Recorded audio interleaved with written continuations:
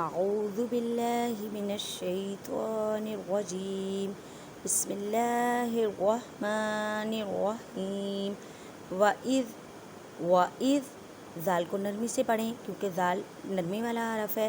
قلنا قوف کو ادا کرتے وقت خیال رکھیں کہ کاف کی آواز نہ آئے کیونکہ یہ حروف متعلیقہ یعنی موٹے حروف میں سے ہے. الف سے پہلے زبر ہے اس وجہ سے اس کو ایک الف کی مقدار میں کھینچ کر پڑھیں. وَإِذْ قُلْنَا لِلْمَلَائِكَةِ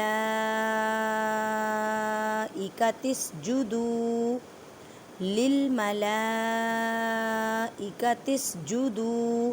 اب دیکھیں لام کے اوپر بڑی مد ہے اور ایک کھڑی زبر ہے، اس کو 6 الف کی مقدار میں کھینچ کر پڑھیں گے.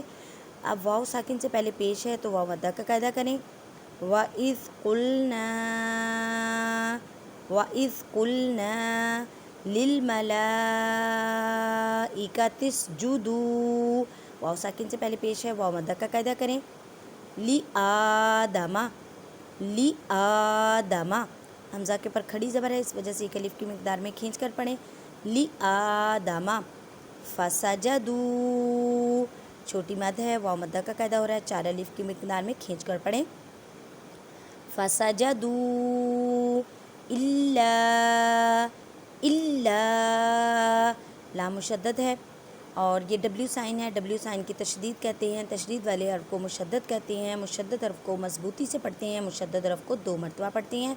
اس کے پر چھوٹی مد بھی ہے، اس کو 4 الف کی مقدار میں کھینچ کر پڑھیں. إِلَّا إِبْلِيسَ دیکھیں با ساکن ہے اس وجہ سے یہاں پہ کلکلہ کریں. کلکلہ کا مطلب ہے ہلا کر پڑھنا. ابلیس اب دیکھیں سین کے اوپر زبر ہے اور آگے وقف ہے تو میں اس کو سائلنٹ مین ساکن کر دوں گی. ابلیس. وَإِذْ قُلْنَا لِلْمَلَائِكَةِ اسْجُدُوا لِآدَمَ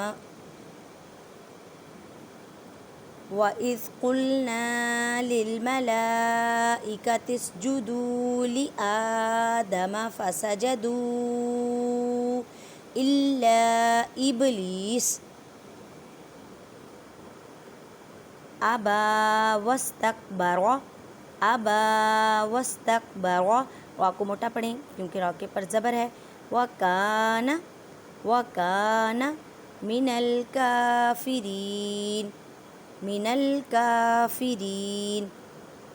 أَبَى وَاسْتَكْبَرَ وَكَانَ مِنَ الْكَافِرِينَ.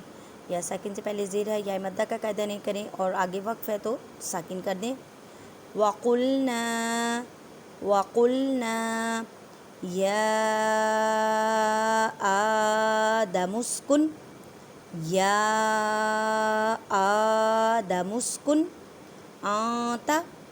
آنتا نون ساکن کے بعد تا ہے تو اکفا کریں. ان نہیں کہنا، آنتا نون ساکن کی آواز کو چھپانا ہے ایک الف کی مقدار میں. ایک الف کی مقدار کا اندازہ آپ انگلی کو کھولنے یا بند کرنے میں جتنا ٹائم لگتا ہے. وَزَوْجُكَ الْجَنَّةَ واو ساکن سے پہلے زبر ہے تو واولین کا قاعدہ کریں، مینس کے نرمی سے پڑھیں. وَزَوْجُكَ الْجَنَّةَ نون مشدد ہے، گنہ کریں، آواز کو ناک میں لے کے جائیں ایک الف کی مقدار میں. وَكُلَا مِنْهَا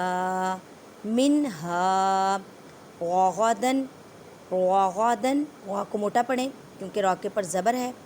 اب دیکھیں دال کے پر تنوین ہے. تنوین کسے کہتے ہیں؟ 2 زبر 2 زیر 2 پیش کو تنوین کہتے ہیں. جب تنوین کے بعد حروف حلقی میں سے کوئی لفظ آ جائے، حرف آ جائے تو وہاں پہ اظہار کا قاعدہ کریں. اظہار کا مطلب ہے ظاہر کرنا. یہاں پہ اظہار کا قاعدہ کریں.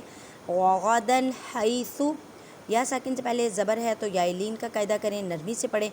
ہا کو حلق کے درمیان والے حصے سے ادا کریں. شِئْتُمَا اب دیکھیں حمزہ ساکن ہے، حمزہ ساکن ہو تو جھٹکا دے کے پڑھیں. شِئْتُمَا وَلَا تَقْرَبَا قوف پہ کلکلہ کریں کیونکہ قاف ساکن ہے، آواز لوٹتی ہوئی محسوس ہوتی ہے کلکلے کے قاعدے میں. تاقو تک نہیں کہنا، تقربا را کو موٹا پڑھیں اور الف سے پہلے زبر ہے، الف مدہ کا قاعدہ کریں. هَذِهِ الشَّجَرَةَ فتکون، واو ساکن سے پہلے زیر پیش ہے، واو مدہ کا قاعدہ کریں، الف سے پہلے زبر ہے تو الف مدہ کا قاعدہ کریں، من الظالمین، من الظالمین، دیکھیں زوا کے پر کھڑی زبر ہے، ایک الف کی مقدار میں کھینچ کر پڑھیں۔ اب یا ساکن سے پہلے زیر ہے، یا مدہ کا قاعدہ کریں اور وقف آ گیا ہے تو آگے لفظ کو حرف کو ساکن کر دیں، من الظالمین۔ اب آپ کو میں وقف کی صورت میں بتاتی ہوں کہ کیسے پڑھیں گے ہم۔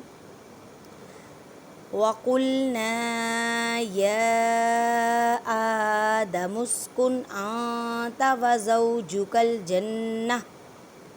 وَزَوْجُكَ الْجَنَّةَ وَكُلَا مِنْهَا رَغَدًا حَيْثُ شِئْتُمَا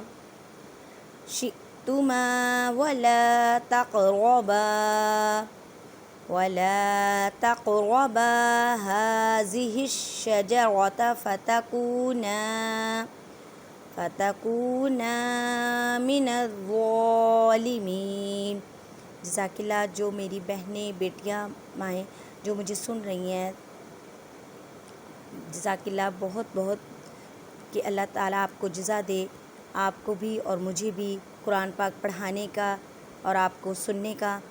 اور جو بہنیں مجھے کانٹیکٹس میں مجھے کر رہی ہیں، میسیج کر رہی ہیں، جزاک اللہ، بڑی مہربانی آپ کی۔